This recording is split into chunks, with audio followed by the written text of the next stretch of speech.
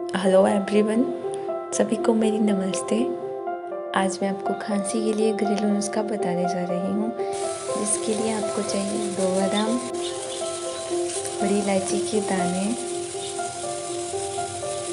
3 से 4 काली मिर्च, छोटी इलायची। इन सबको अच्छे से पीस के इनका पाउडर बना लें।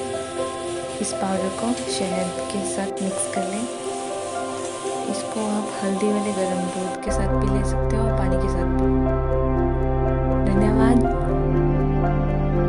Like, share and subscribe my channel. Thank you.